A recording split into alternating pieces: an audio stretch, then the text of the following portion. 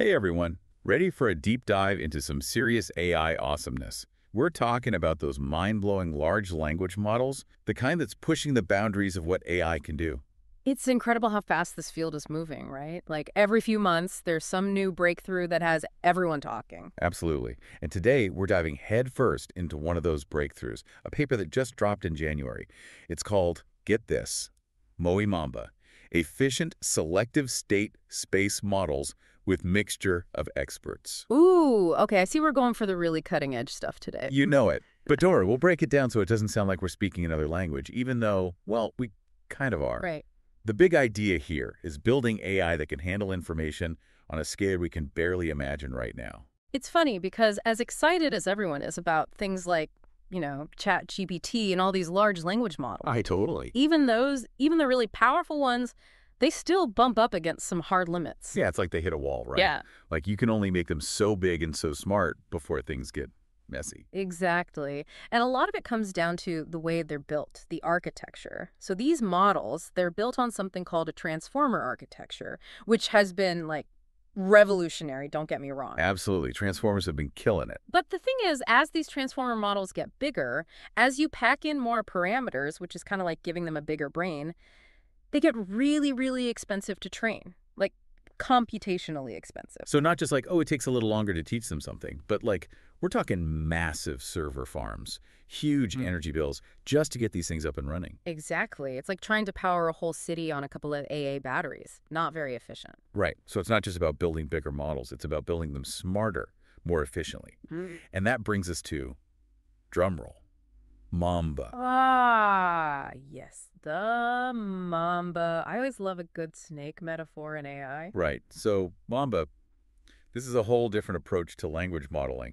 Instead of relying on that attention mechanism that's at the heart of transformers. Which we could do a whole deep dive on itself, but maybe another time. Oh, absolutely. But basically, Mamba uses something called state space models. Think of it this way. Imagine you're trying to read a whole book at once. Oh, okay. Yeah, that's a lot. Right. Now imagine a transformer trying to do that. It'd be slow, clunky, kind of like trying to read every single word with a magnifying glass. Page by page, highlighting as it goes. Exactly. But Mamba just devours that book, whole chapters at a time. It's built for speed, especially with these massive chunks of text. It's fascinating how different approaches can have such drastically different strengths, isn't it? Totally. But of course, in the world of AI, there's always a trade-off. There's always a trade-off. What's the catch? What are we giving up for all this speed? So while Mamba can, like, inhale a library in the time it takes me to finish a blog post, it might not be the best at remembering every single detail. It's like the friend who can give you the gist of a movie perfectly. But ask them about a specific scene, and they're drawing a blank. Exactly. That's Mamba. It's great at understanding the big picture, but those super specific details, like if you needed it to copy something word for word, it might stumble a bit. Interesting. So it's like really good at getting the meaning, the overall context, but maybe not winning any memory championships anytime soon. That's a good way to put it. Okay, so we've got Mamba, our speedy reader, but now let's bring in the other star of our show today, Mixture of Experts, or MoE for short. Because who doesn't love a good acronym? Right. Much snappier. So MoE. Think of it this way, and I love this analogy because it makes it so clear. Imagine you've got a team of like the world's best specialists. Yeah. You've got a brain surgeon, a rocket scientist, a master chef, you name it, they're on your team. Okay, I'm already liking where this is going. Right. Now, let's say you need brain surgery. You wouldn't call in the chef for that, right? Unless it was a really serious cake emergency, probably not. Exactly. You go to the expert who's best suited for the task. That's what MoE does for AI. It lets the model activate only the experts that are needed for a specific job. Oh, I see. So instead of the whole AI model firing up every single time, which is what would be happening without MoE. Which, as we talked about, gets really expensive really fast. Right, exactly. With MoE, it's like, okay, I just need this little section of the model that knows about, I don't know, astrophysics or something, and then only that part gets activated. Boom. Way more efficient, especially when you're talking about these massive models with billions, even trillions of parameters. MoE is like, okay, everybody chill out. Only the astrophysics team needs to work on this one. That is brilliant. So it's like having a whole university of knowledge packed into one AI, but it knows how to delegate. And you know how to delegate, it's way more efficient. saves a ton of computational power, which is what makes those huge, super smart models actually possible. So we've got Mamba, speed demon, devouring information. We've got MoE, our expert team, laser-focused on efficiency. What happens when we introduce these two? That is the question, isn't it? And that's exactly what these researchers wanted to find out. Can you take the speed of Mamba, the efficiency of MoE, put them together, and what do you get? Right. Like, is this a match made in AI heaven or what? Well, spoiler alert, it's looking pretty good. Okay, lay it on me. What did they find? They found that this hybrid model, which they very cleverly called MoE Mamba, it performed as well as standard Mamba. Okay, so just as accurate. That's good. Just as accurate, but here's the kicker. It got there way faster. Way faster. Like, how much faster are we talking? We're talking 2.35 times fewer training steps. So think about it this way.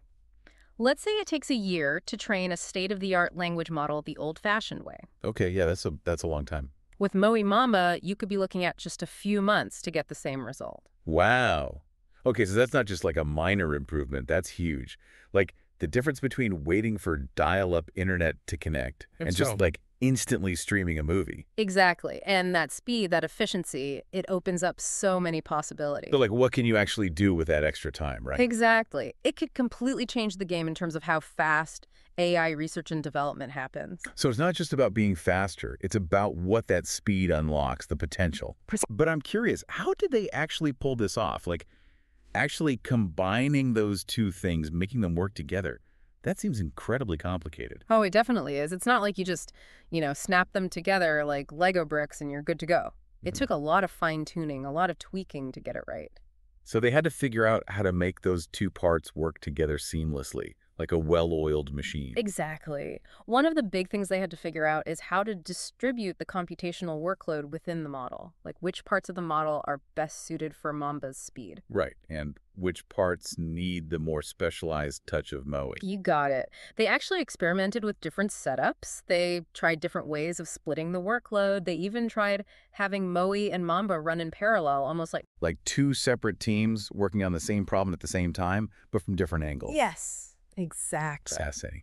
Okay, so what worked best? Did they find a clear winner in this AI architecture showdown? So one of the things they found is that, in general, more experts in the MoE part of the model led to better results. Okay, so the more specialized knowledge you can pack in, the better. Makes sense. Right, but, and this is key, there is a point of diminishing returns. Like, at a certain point, adding more experts doesn't really help anymore. Too many cooks in the kitchen. Exactly. So it's all about finding that sweet spot, the right balance. Makes sense. And what about that parallel processing thing? How did that pan out? That's interesting. It did show some promise, but ultimately the model performed best when MoE and Mamba were working more in an integrated way. So less like separate teams, more like different departments within the same company, maybe? Collaborating closely? Yeah, that's a great way to put it. Okay, so we've got the what and the how of MoE Mamba, but I think the big question, the one our listeners are probably wondering is, like, why should I care?